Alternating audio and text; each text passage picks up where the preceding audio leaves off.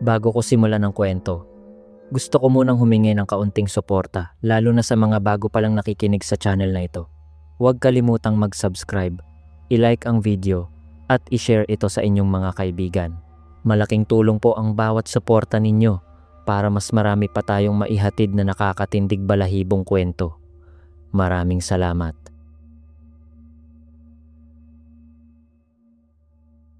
Hello po sa inyo. Tawagin niyo na lang po ako sa pangalang Dennis. Nagtitinda ako ng mga gamit bahay dito sa Cabanatuan. Pero bago ako lumipat dito, taga Nueva Vizcaya po ako. Doon sa may Santa Fe, malapit sa gilid ng bundok. Ilang taon na rin ang nakalipas nang mangyari itong ikukwento ko. Pero hanggang ngayon, kahit anong subok kong kalimutan, hindi ko pa rin ito mabura sa aking isipan. Dati po akong nagtatrabaho bilang janitor sa pampublikong National High School sa aming lugar. Ito ang tanging pampublikong high school sa loob ng mahigit 1 oras at kalahating biyahe. Bago iyon, nagtrabaho muna ako sa isang grocery bilang night shift stacker ng 2 taon. Gustong gusto ko talaga ang night shift dahil mas tahimik. Kaya nang magkaroon ng bakanting pwesto para sa janitor sa paaralan, nag-apply ako agad dahil mas chill ito kaysa sa grocery. Clock in ko ay 8:00 ng gabi. Matagal nang sarado ang eskwelahan noon at aalis ako ng 4:00 ng madaling araw. Wala akong nakikitang kahit sino sa buong shift ko. Maliban na lang minsan sa isa pang janitor na kasabay kong sumasakay pauwi bandang 8:00. Pagkaalis niya, ako na lang ang naiiwan at nag-iisa sa buong paaralan. Simple lang naman ang trabaho. Lilinisin ang mga sahig, aayusin ang mga silid-aralan at gagawin ang lahat ng kailangan para handa na ang paaralan pagsapit ng umaga. Walang ibang gwardya kundi ako at wala rin akong tungkulin sa seguridad dahil lahat ng pinto doon ay may automatikong mekanikal na kandado. Kailangan ng keycard para makapasok at agad itong magsasara at maglalak pagkapasok mo.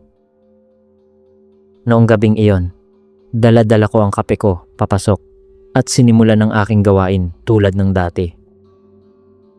Pumunta muna ako sa stockroom sa dulo ng pasilyo kung saan naroon ang maliit na kwarto ng aming mga kagamitan sa paglilinis. Kinuha ko ang lahat ng kailangan ko kasama ang malaking walis tambo at doon na ako nagsimulang maglibot sa mga pasilyo.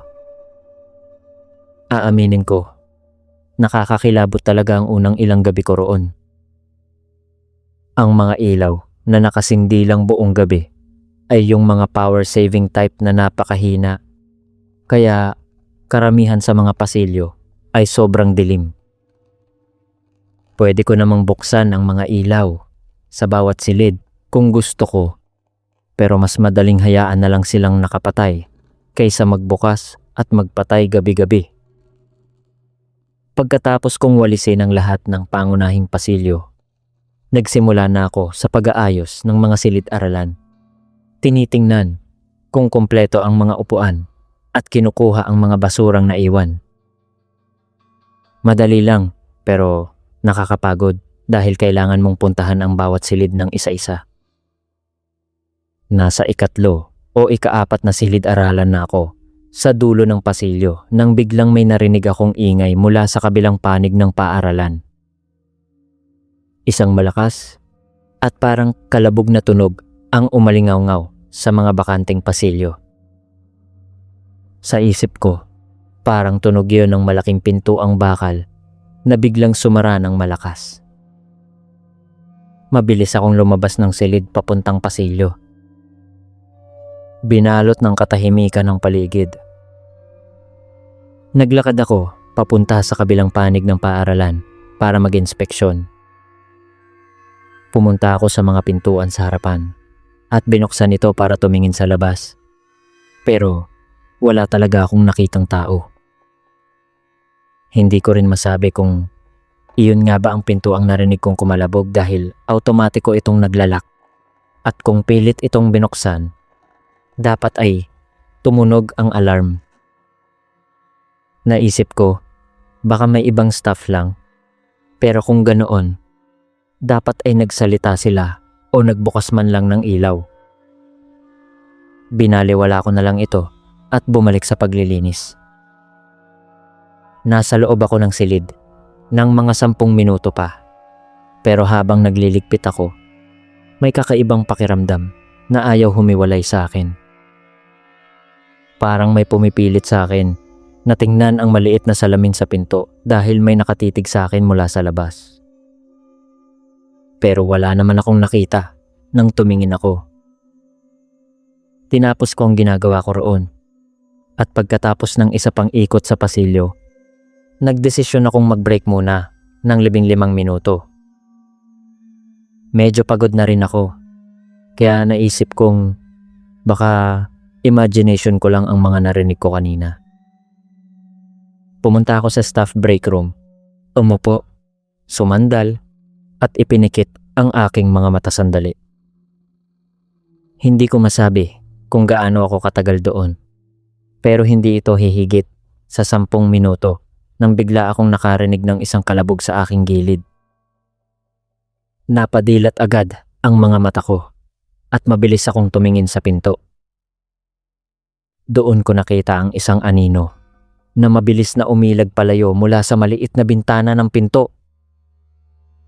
Sumpa man, nakakakita ako ng isang mukha na biglang nawala sa paningin nang tumitig ako roon. Napatalon ako mula sa upuan at nakatitig sa pinto ng ilang saglit. Medyo hilo pa ako dahil nagpapahinga ako kanina, kaya hindi ko rin masabi kung nakatulog ba talaga ako o half-asleep hallucination lang ang lahat. Habang nakatayo ako roon, wala akong marinig na kahit anong yapak o tunog ng pagbukas ng pinto. Kinalma ko ang sarili ko at dahan-dahang lumapit sa pinto para buksan ito.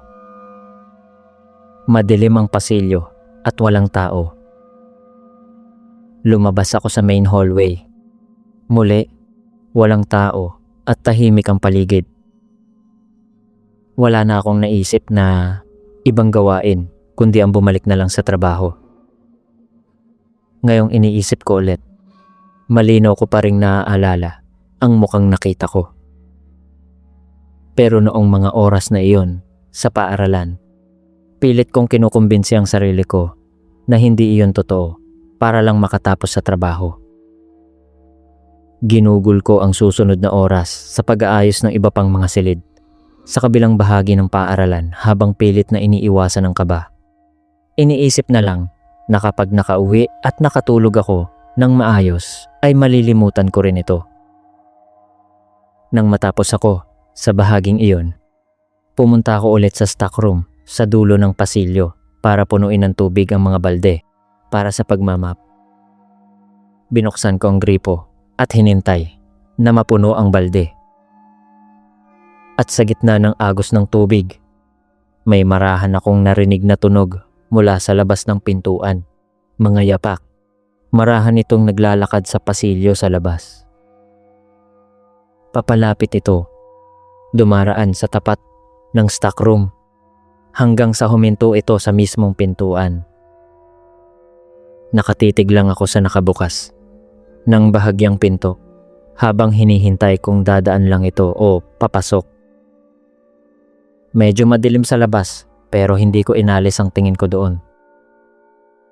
Halos lumabas ang puso ko sa kaba dahil sigurado na akong totoo ang nakita ko kanina. Kung sino man ang nasa labas, huminto siya ng mga 2 talampakan lang ang layo sa pinto. Pagkalipas ng 30 segundo nang nakatutulala, unti-unting papasok sa pintuan ang isang anino. Sapat lang para makasilip sa akin sa loob ng stockroom. Nang mapansin itong nakatingin ako, mabilis itong umilag palayo at narinig ko ang mabilis na pagtakbo ng mga yapak nito palayo sa hallway patungo sa kabilang bahagi ng paaralan. Nakakahiya man aminin, pero nanigas ako sa kinatatayuan ko. Hindi ako gumalaw o sumubok man lang tumakbo. Ang matinding gulat at takot ang nagpako sa akin sa loob ng stockroom. Mga 2 o 3 minuto akong nakatayo lang doon at nanginginig bago ko na kayang igalaw ulit ang aking mga paa. Marahan akong lumabas at sumilip sa pasilyo. Wala talagang tao. Kasing dilim, kasing tahimik, at kasing walang laman ito, gaya ng dati. Nang makarating ako sa dulo ng pasilyo kung saan naroroon ang exit doors, tumakbo ako nang napakabilis palabas diretso sa aking motor. Nang makasakay ako sa motor at makaramdam ng kaunting kaligtasan, agad akong tumawag sa pulis. Mabilis silang dumating. Mga 2 o 3 minuto lang. Pero wala silang natagpuang kahit sino sa loob. May ilang security camera ang paaralan na nakatutok sa mga pasukan at labasan. Pero wala talagang naitala na may pumasok pagkatapos ko. Naisip ko na baka nakapasok na ang taong iyon bago pa man mag-lock ang paaralan noong hapon at nagtago lang sa loob. O baka may iba pa silang daanan na pinasukan.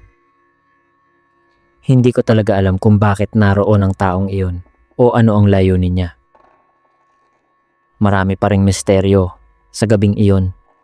Pero dahil sa matinding kutob at takot, hindi na ako nagtagal sa trabahong iyon. Bago ako tuluyang umalis sa trabaho, may naisip na sabihin sa akin ng matandang security guard na si Mang Doring na matagal na roon. Nang ikinuwento ko sa kanya ang nangyari, hindi man lang siya nagulat. May dati raw janitor doon na nagngangalang Manong Filo na namatay sa loob ng paaralan noong bago pa lang itong itinayo. Natumba daw ito sa loob ng lumang stockroom at hindi agad nadiskubre. Simula noon, marami ng estudyante at staff ang nakakakita ng anino sa mga silid-aralan tuwing gabi, lalo na sa may stockroom. Marami raw nakapansin, pero walang nakakaalam kung bakit ayaw pa ring lumisan ng kaluluwa ni Manong Filo. Ilang linggo pa akong nagtiis na tapusin ang mga shift ko habang palaging nakatingin sa aking likuran. Hanggang sa isang gabi, habang naglilinis ako sa parehong silid kung saan ko unang narinig ang kalabog, nakita ko ulit sa salamin ng pinto ang parehong mukha at mas matagal itong nakatitig sa akin bago dahan-dahang nawala. Kinabukasan, nagbitiw na ako sa trabaho. Kahit ngayon, tuwing nakakarinig ako ng malakas na tunog ng bakal o tuwing nararamdaman kong may nakatitig sa akin mula sa likod, agad na bumabalik sa isip ko ang nakakakilabot na gabing iyon sa paaralan.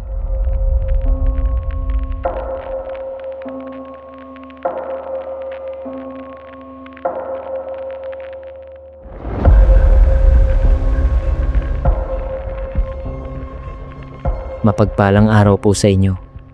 Itago nyo na lang po ako. Sa pangalang Kusmi, isa akong driver ng delivery van dito sa Santiago City, Isabela. Pero halos 1 dekada na ang nakalipas. Nagtrabaho ako bilang tendero sa isang gasolinahan sa gilid ng daang Maharlika, doon sa hangganan ng Quirino at Isabela. Maliit na gasolinahan lang ito na may tindahan na nagbebenta ng mga kailangan ng mga truck driver at mga bumiyahe ng malayo, tulad ng banyo na may shower at ilang washing machine. Nasa gitna ito ng 2 maliliit na bayan at mga 4 na oras ang layo mula sa pinakamalapit na lungsod. Noong gabing iyon, mga 11:00 na ng gabi, nakasuot ako ng headphones habang nag-inventory sa tindahan. Tinitingnan kung ano ang paubos na at kung ano ang kailangang i-order. Hindi naman problema ang pagsuot ng headphones dahil bihira lang ang customer kapag gabi at laging nakikita ang liwanag ng ilaw ng truck o kotse na papasok sa parking lot. Pero mga 30 minuto pa lang akong nag-iimbentaryo nang biglang nakaramdam ako ng kakaibang kaba na nagpalingon sa akin sa aking likuran. Nang lumingon ako, napatalon ako sa gulat. May nakatayo palang lalaki sa mismong likod ko.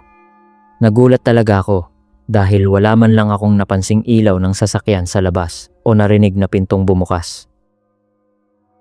Agad kong inalis ang headphones ko. Nakatitig lang sa akin ang lalaki.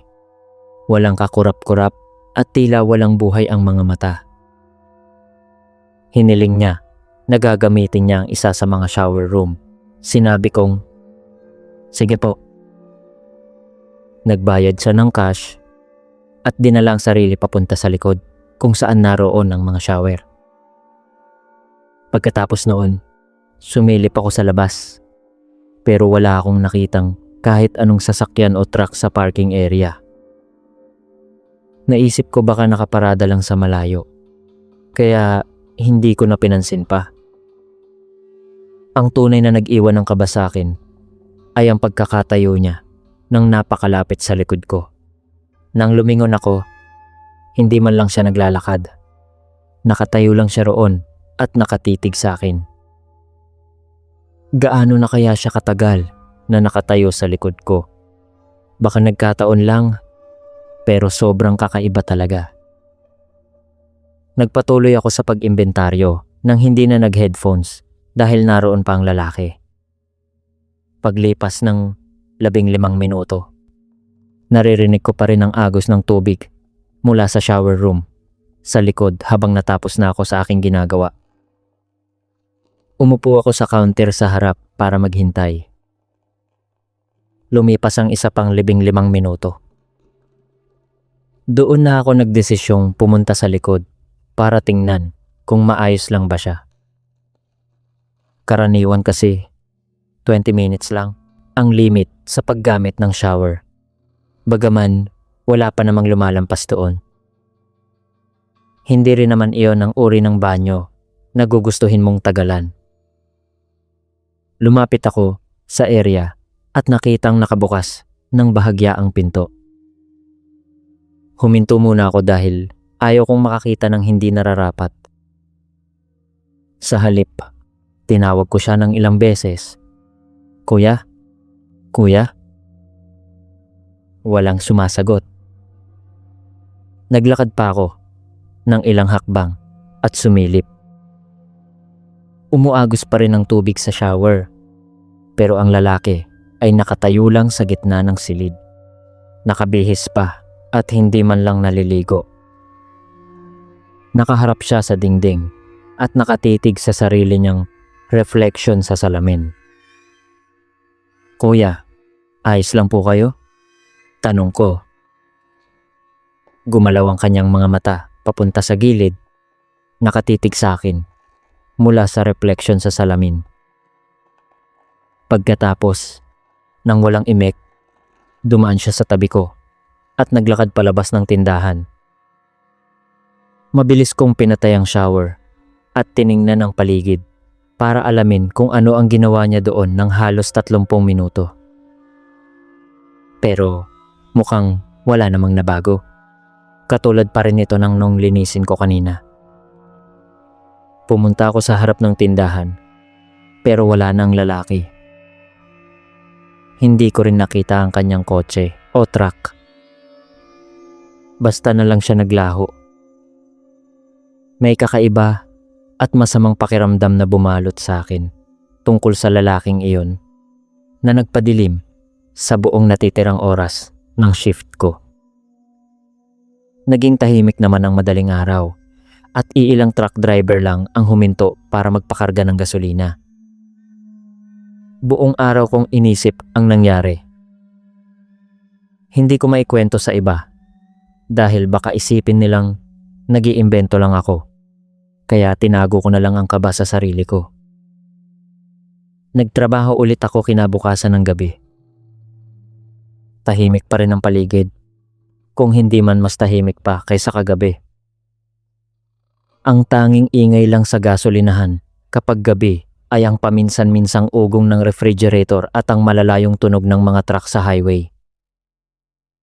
Mga 2:00 ng madaling araw, dahil sa sobrang inip, kinuha ko ang mga basahan at lumabas para punasan ang mga gas pump. Bihira ko itong gawin dahil karaniwang ang day shift na ang gumagawa niyon bago umalis. Sa labas, madilim at napakatahimik. Kapatagan lang ang paligid, kaya kapag gabi, purong kadiliman ang nakapalibot sa gasolinahan. Naglinis ako ng ilang pump sa loob ng 5 minuto. Nang lumipat ako sa huling pump at mabilis na napasulyap sa loob ng tindahan, biglang tumayo ang lahat ng balahibo ko sa katawan. May nakatayo sa loob ng tindahan, sa malalim na bahagi sa likod ng mga estante. Ang lalaki kagabi. Binalot ako ng matinding takot. Saan siya nanggaling? Wala na namang pumasok na sasakyan at wala man lang akong narinig na yapak habang naglilinis sa labas. Binitawan ko ang basahan at marahang naglakad pabalik sa loob. Dahan-dahan akong lumapit sa dulo ng tindahan habang ang bawat hakbang ko ay sinasabayan ng mabilis na tibok ng aking puso. Hindi lumingon ang lalaki. Nakatitig lang siya sa nakabukas na pinto ng shower room. "Kuya, saan ka galing? Ano ba ang ginagawa mo?" Lakas loob kong tanong habang tumabi sa kanya para tingnan ang mukha niya. May malawak at nakakakilabot siyang ngiti sa kanyang mukha na parang may nagawang masama. Doon ko rin napatingin ang aking mga mata sa loob ng shower room na tinititigan niya. May naglalagablab na apoy sa sahig na mabilis na kumakalat. Agad akong sumugod para patayin ang apoy bago pa ito kumalat sa buong tindahan. Sinubukan kong takpan at pukpukin ang apoy gamit ang isang basang tuwalya. Pero pagkapasok ko sa loob ng shower room, biglang isinara ang pinto mula sa labas. Binalot ako ng pinakamatinding takot sa buong buhay ko. Akala ko talaga ay matutupok ako ng buhay doon. Pero mabilis akong kumilos. Hinawakan ko ang hawakan ng pinto at pilit itong itinulak. Naramdaman kong pinipigilan ng lalaki ang pinto mula sa labas para hindi ko mabuksan. Pero pangloob lang naman ang lock nito at kailangan ko lang magsumikap. Bigla, pagkalipas ng ilang segundo ng pakikipagbuno sa pinto, bumitaw siya at narinig kong tumakbo siya palayo. Nakita ko siyang tumakbo palabas ng tindahan patungo sa pinakamadilim na bahagi ng kagubatan sa likod ng gasolinahan. Salamat na lang at naapula ko ang apoy bago pa ito lumala at bago dumating ang mga pulis. Pero doon ko lang napansin na winisikan niya ng lighter fluid ang halos buong shower curtain at ang bahagi ng dingding. Isang malaking himala na hindi lumaki agad ang apoy at hindi ako nakulong sa loob. Bago ako pumirma ng pahayag sa pulisya, kinausap ako ng isang matandang truck driver na si Manong Ambo na madalas magpagasolina doon. Sinabi niya sa akin na kilala ang bahaging iyon ng highway dahil may malaking punong balete sa gilid ng daan hindi kalayuan sa gasolinahan. May lumang kwento raw doon tungkol sa isang engkanto o espiritu ng isang lalaki na palaging nagpapakita sa mga biyaherong nag-iisa sa gabi. At ayon sa mga matatanda, nanggugulo ito at minsan ay nanununog pa ng mga gusali. Sinabihan niya ako na huwag tititigan ng diretso sa mata ang nilalang na iyon at huwag ding tatanggapin ang anumang hihilingin nito. Nang makaalis ang mga pulis, agad kong tinawagan ng may-ari ng gasolinahan at nagbitiw ako sa trabaho sa mismong oras na iyon. Ayaw ko nang bumalik doon dahil alam kong nagtatago pa rin sa dilim ang lalaking iyon. Kung nagkataong hindi ko na ibukas ang pinto, malamang ay hindi na ako nakalabas ng buhay noong gabing iyon. Hanggang ngayon, tuwing nakakamoy ako ng gasolina o lighter fluid, agad na bumabalik sa isip ko ang nakakakilabot na mukha ng lalaki sa salamin. At napapalingon ako sa aking likuran.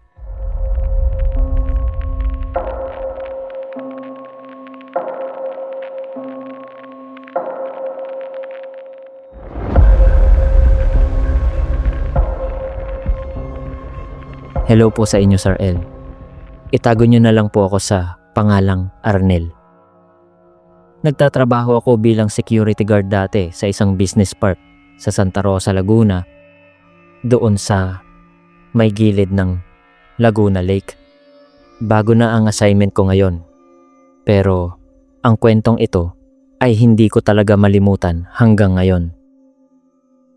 Dalawang magkatabing gusali ang business park na iyon, na may iba't ibang opisina na inuupahan ng mga kumpanya. Itinuturing itong isang luxury space na malayo sa pangunahing kalsada. May maliit pang ang lawa sa gilid na may scenic walking trail sa paligid para sa mga empleyadong gustong maglakad-lakad tuwing break o magpahangin. Maganda talaga ang lugar. Mas maganda pa kaysa sa mga karaniwang opisina. Bilang gwardiya, trabaho kong siguraduhin na walang makakapasok na hindi autorisadong tao tuwing sarado ang buong business center kapag gabi. Mag-isa lang ako sa buong shift, mula alas 8 ng gabi hanggang alas 6 ng umaga. May mga CCTV camera naman kami sa control room para mag-monitor, pero kailangan pa rin ng regular na pagpapatrolya sa buong lugar. Karaniwan naman ay walang malalang insidente. Minsan lang ay may mga estudyanteng tumatambay para manigarilyo o uminom sa parking lot, o kaya'y may naglalakad sa tabi ng lawa kahit sarado na ito. Medyo nakapagtataka nga rin dahil hindi madaling puntahan ng business park at walang dumadaang pampublikong sakayan doon. Talagang mag-aabala ka pa para lang makapunta sa pribadong daanan yon. Bukod pa doon, ang tanging pinto papunta sa walking trail sa tabi ng lawa ay nasa gitna mismo ng dalawang building, kaya malinaw na hindi talaga ito bukas para sa publiko. Pero kahit ganon, may nakakalusot pa rin. Sa lahat ng beses na nahuhuli at nakakausap ko sila, hindi naman sila nanggugulo. Kadalasan ay mga estudyante lang na gustong mag-picture-picture sa tabi ng lawa. Pero ang gabing iyon ay naging iba sa lahat. Sa unang 2 oras ng aking shift, mula alas 10 hanggang hating gabi, ginawa ko ang karaniwang inspeksyon. Tinitingnan ang lahat ng lock at sinisigurong wala nang naiwang tao sa mga opisina. Bandang hating gabi, tumayo ako para magpatrolya ulit sa mga pasilyo. Nang makarating ako sa pinakamataas na palapag, tumingin ako sa malalaking bintanang salamin na nakatutok sa lawa. Gawain ko na ito bago bumaba. Dahil gabi na, walang ilaw sa labas, kaya purong kadiliman lang at ang mahinang liwanag ng buwan sa tubig ang makikita. Pero sa daanan, sa gilid ng lawa, may napansin akong kakaiba. Inabot ako ng ilang segundo bago ko na-realize kung ano ito dahil hindi ito gumagalaw. Isang tao, isang lalaking nakatayo sa gilid ng daanan. Hindi kumikibo at hindi rin naglalakad. Hindi ko rin masabi kung nakaharap ba siya sa lawa o sa mismong gusali namin. Sandaling tumigil ang paghinga ko habang pinagmamasdan ko siya mula sa itaas. Naisip kong pwede ko namang tawagan agad ang pulis dahil trespassing siya. Pero napakaraming proseso at protocol nito. Hindi lang basta darating ang pulis. Para paalisin siya, kailangan ko pang mag-file ng incident report at kausapin ang aming agency manager at building administration. At dahil karaniwan ay wala namang masamang nangyayari, mas pinipili kong ako na lang ang bumaba at magsaway bago pa lumaki ang usapan. Kaya bumaba ako sa unang palapag at lumabas patungo sa lawa. Ang daanan papuntang lawa ay hindi diretso. May mga liku-likong daanan na napapalibutan ng matataas na mga halaman at punong kahoy sa magkabilang gilid. Kaya hindi mo matatanaw ang malayo. Mga 10 hanggang 15 talampakan lang ang nakikita mo bago lumiko ang daan at maharangan ng mga halaman. Hindi mo makikita ang lawa hanggat hindi mo nararating ang mismong dulo. Sa bawat hakbang ko, nag-iingat ako at sinisiyasat muna ang bawat kurbada dahil may matinding kutob ako na may nakatitig sa akin mula sa dilim. Pero nang makarating ako sa eksaktong pwesto kung saan ko nakita ang lalaki kanina, wala na siya doon. Inikot ko ang tingin sa buong paligid ng lawa at sa mga palumpong, pero wala talaga akong nakitang tao. Ang tanging naririnig ko lang ay ang kaluskos ng hangin sa mga dahon at ang paminsan-minsang lagaslas ng tubig sa lawa. Ang problema, ang daanan ay umiikot sa buong lawa at iisa lang ang pintuan papasok at palabas dito.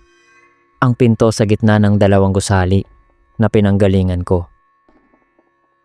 Maliban na lang kung gumapang siya sa matataas at matutulis na palumpong para makatakas.